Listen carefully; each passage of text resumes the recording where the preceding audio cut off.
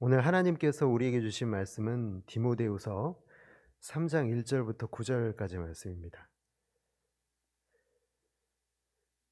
디모데후서 3장 1절부터 9절까지 말씀. 제가 가지고 있는 성경 신약 344페이지에 있습니다. 저와 성도 여러분들이 한 절씩 교독하겠습니다.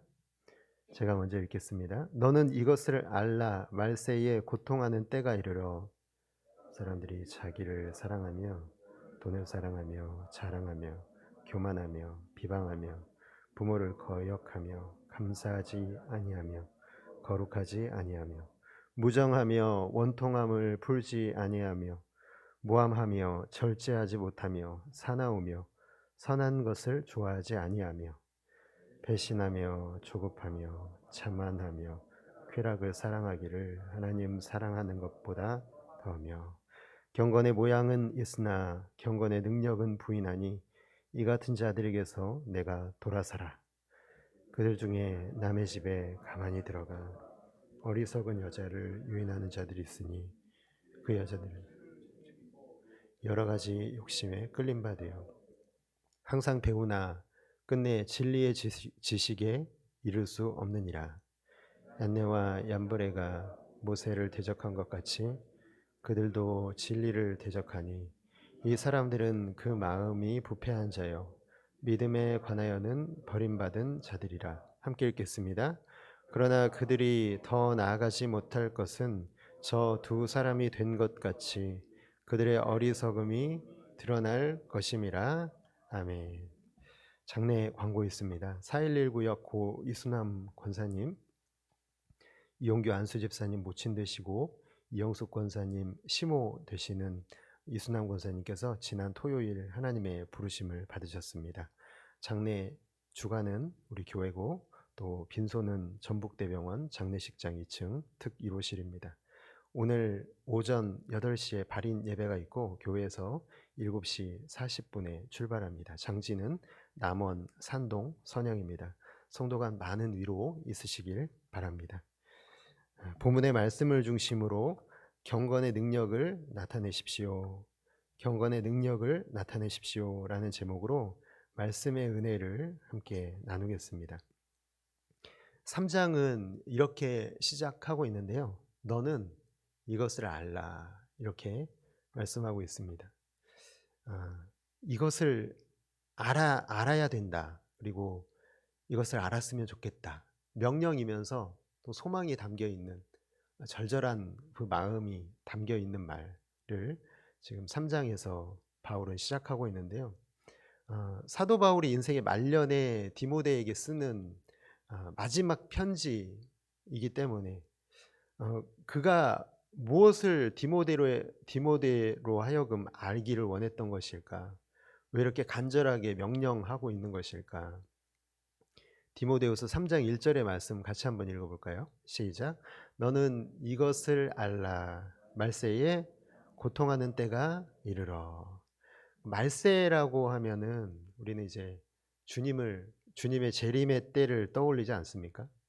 그러니까 그날, 한 날, 하루, 바로 그날을 우리는 떠올리게 되는데요. 원어를 보면은 원어에서는 말세를 마지막 날이 아니라 마지막 날들이라고 얘기하고 있습니다. 그러니까 한 날이 아니라 하루가 아니라 그 기간을 얘기하는 거죠. 그러니까 바울은 이 주님의 재림하실 때까지의 그 기간 전체를 말세로 보고 있는 관점을 우리에게 알려주고 있습니다. 그런데 참 안타까운 것은요, 말세가 결국 기다려지는 미래가 아니라는 것이죠. 말세는 고통하는 때라고 분명히 말합니다. 고통하는 때라고 하니까 여러분 또 이제 말세 하면은 좀 뭐가 떠올려지시나요? 요즘에 그 우크라이나와 러시아 간의 전쟁으로 인해서 참 위기를 겪고 있잖아요. 온 세계가. 이제 3차 세계대전으로 번지는 것이 아닌가. 또 핵전쟁이 일어나는 것은 아닌가. 또 이런 위기의식이 또 우리 마음 가운데 두려움으로 혹시 그날이 말세의 때가 아닌가. 또는 요즘에 좀 들려오고 있는 환경적인 위기도 그렇죠. 기후 위기가 2050년대가 분기점이 될 것이라고 경고하고 있는데요. 오늘 그런 것들도 우리의 마음에 참 불안감을 나타내고 있는 것 같습니다.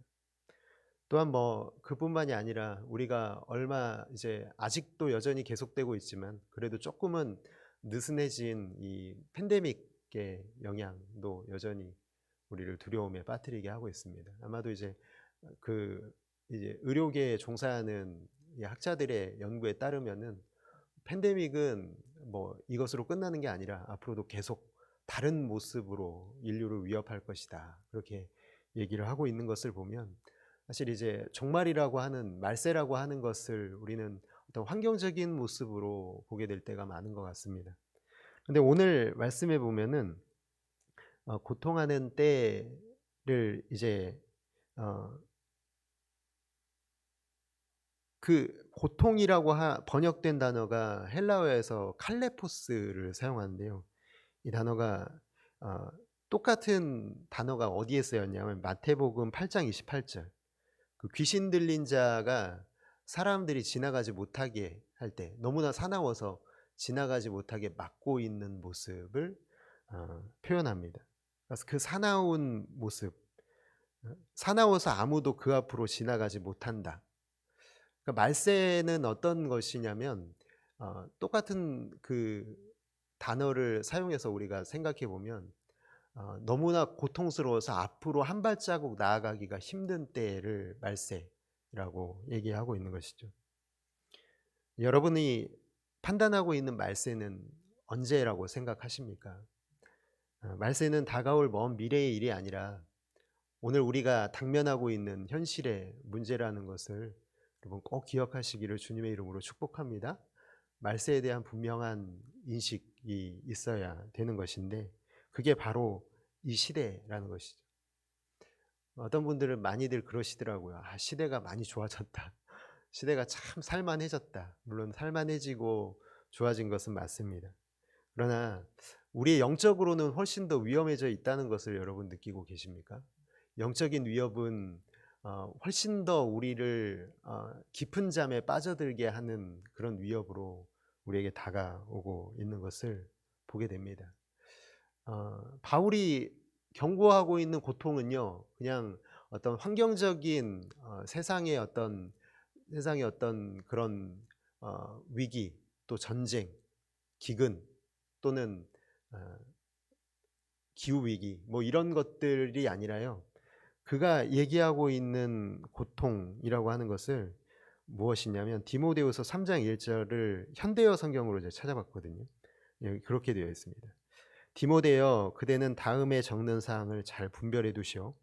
마지막 때가 이르면 그리스도인으로서 바르게 사는 일이 매우 어려워질 것입니다. 이렇게 말씀하고 있습니다. 고통하는 때는 그냥 그대로 살면 돼요. 그냥 아무 생각 없이 세상의 가치를 따라 살면 전혀 우리에게 위협이 되지 않지만요. 바르게 살려고 그리스도인으로 바르게 살려고 하면 그때는 고통이 우리에게 따라온다는 것을 말씀하고 있는 것이죠.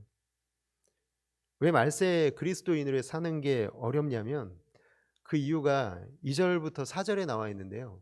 사람들 때문이에요. 사람들. 환경 때문이 아니라요. 우리의 주변 환경이나 세상의 정세 때문이 아니라요. 사람들이 이렇게 되어지다라는 것이죠. 디모데후서 3장 2절에서 4절의 말씀을 보니까 사람들이 자기를 사랑하며 돈을 사랑하며 자랑하며 교만하며 비방하며 부모를 거역하며 감사하지 아니하며 거룩하지 아니하며 무정하며 원통함을 풀지 아니하며 모함하며 절제하지 못하며 사나우며 선한 것을 좋아하지 아니하며 배신하며 조급하며 자만하며 쾌락을 사랑하기를 하나님 사랑하는 것보다 더하며 사람들이 이런 모습이 되어간다라는 것입니다. 근데 가만히 보시면 각각의 항목들이요, 이 처음에 나오는 이 구절과 다 걸려 있는 것을 보게 됩니다. 자기를 사랑하는 것이죠. 자기를 사랑하기 때문에 나타나는 모습들이 뒤에 다 걸려 있는 겁니다. 제가 이렇게 바꿔 볼게요. 자기를 사랑하기 때문에 돈을 사랑하는 겁니다. 자기를 사랑하기 때문에 자랑합니다. 자기를 사랑하기 때문에 교만하고, 자기를 사랑하기 때문에 다른 사람을 비방하고, 자기를 사랑하기 때문에 부모를 거역하고, 자기를 사랑하기 때문에 감사가 없고, 자기를 사랑하기 때문에 무정하고, 자기를 사랑하기 때문에 원통함을 풀지 않고, 자기를 사랑하기 때문에 모함하고, 자기를 사랑하기 때문에 절제하지 못하고. 예, 끝까지 다 했다가는 설교가 끝날 것 같아서요. 여기서 멈추겠습니다. 마지막을 보시겠습니까? 자기를 사랑하기를, 쾌락을 사랑하기를이라고 되어 있지만, 쾌락은 결국에는 자기를 기쁘게 하는 일 아닙니까? 자기를 사랑하기를 하나님을 사랑하는 것보다 더하는 것으로 끝맺고 있는 거죠. 결국에는 말세에 나타나는 사람들의 변화는 무엇이냐면 자기를 사랑한다는 거예요. 하나님 사랑보다 자기 사랑이 어, 겉으로 드러나는 게 바로 이런 모습들이라는 것이죠. 세계적으로 유명해진 그룹, 여러분 BTS 너무 잘 아시죠? 네, 이 유엔에 가서 한국 가수로는 처음으로 연설을 했다고 합니다. 근데 그 연설의 제목이 뭔지 아십니까? Love Myself입니다. 나 자신을 사랑해라. 나 자신을 사랑하라는 것을 이 유엔 총회에 가서 연설을 했다고 합니다. 이것은 뭐 그냥 그 그룹을 비난하는 게 아니라요. 그냥 이 시대의 사조가 그렇다는 거죠. 우리가 접하는 모든 미디어에서요, 이런 메시지가 흘러가고 있습니다. 자기를 사랑하는 게 좋은 거야. 자기를 사랑하는 게 이 세상에 살면서 남는 거야.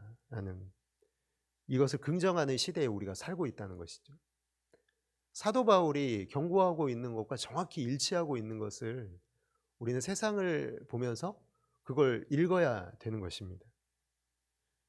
우리 청년 세대들은요, 참 귀하게 자라온 것 같아요. 저도 마찬가지고요. 우리 부모님의 세대와는 좀 다른 것 같습니다. 예전에는 희생이 가치였는데 요즘은 그게 가치가 아닙니다. 욜로라는 말 여러분 들어보셨습니까? 욜로는 현재 자신의 행복을 가장 중시하고 소비하는 태도를 욜로라고 얘기하고 있습니다. 그러니까 옛날에는 자녀가 많으니까 그냥 그 사랑이 골고루 갔는데요. 그리고 누군가 한 사람에게 집중되는 사랑이 아니었는데 요즘에는 뭐 한 자녀, 뭐 두 자녀 이렇다 보니까요. 그 시대에 태어난 자녀들은 그냥 내가 나 자신을 사랑하는 게 너무 당연한 거예요. 모든 사람들이 나 한 사람을 사랑해주고 할머니, 할아버지, 엄마, 아빠 다 자기 한 사람만을 사랑하니까 나 자신을 사랑하는 게 너무 당연한 세대가 되어버렸습니다. 그랬기 때문에 이제 인생을 누구를 위해서 사는 거죠? 자기 자신을 사랑하며 사는 게 너무 좋다라는 그런 이 시대의 어떤 모토가 되어버린 것을 보게 됩니다. 인생은 한 번뿐이니까 후회 없이 이 순간을 즐기며 살아라. 이게 욜로 추구하고 있는 것입니다. 그게 이제는 그게 진리처럼 되어버려서요. 누군가 이것을 틀렸다라고 말하면 아마도 굉장한 비난을 받을 것입니다.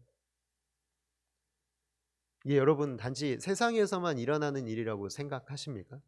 이게 지금 세상 사람들에 대한 얘기라고 생각하십니까?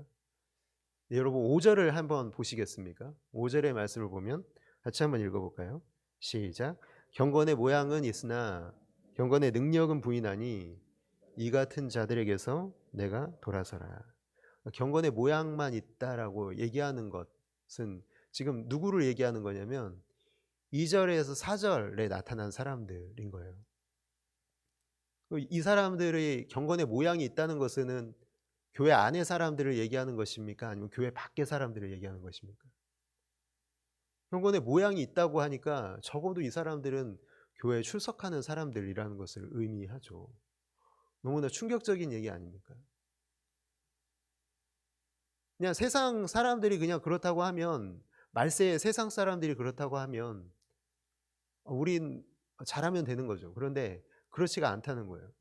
오늘 교회 안에도 이런 모습으로 자기를 사랑하면서 경건의 모양만 갖추려고 하는 사람들이 있다라는 게 오늘 말세의 현상이라고 하는 것을 사도 바울이 우리에게 말씀해 주고 있는 것이죠. 정말 경악스러운 말 아닙니까? 경건은 무엇이냐면 하나님께 예배하는 것처럼 내가 살아가는 그 믿음의 자세를 얘기하는 건데요. 그 경건의 모습을 취하고 있어요. 그래서 겉으로 보면은 잘 꾸며서 그 사람이 정말로 믿음이 있는 것인지 잘 알 수는 없습니다. 근데 자기를 사랑하기 때문에 능력에는 관심이 없어요. 능력이 나타나려면 자기를 사랑하면 안 되거든요. 자기를 사랑하는 사람은 결코 능력이 나갈 수가 없습니다.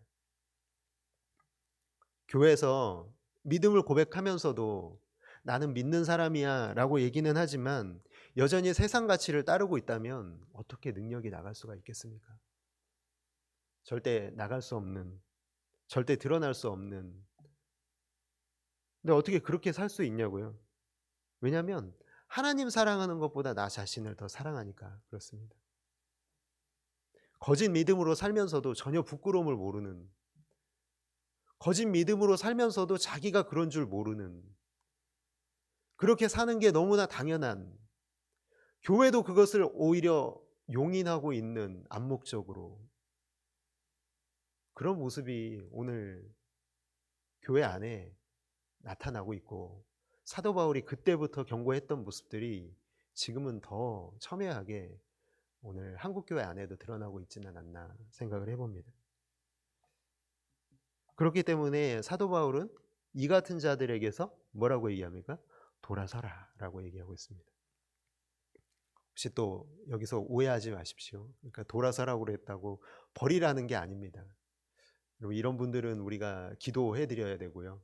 그리고 여전히 하나님이 그들 가운데서 어떻게 구원의 열매를 나타낼지 모르기 때문에 우리가 판단할 수는 없지만 그런 분들이 계시다면 우리가 기도해 드려야 되고요.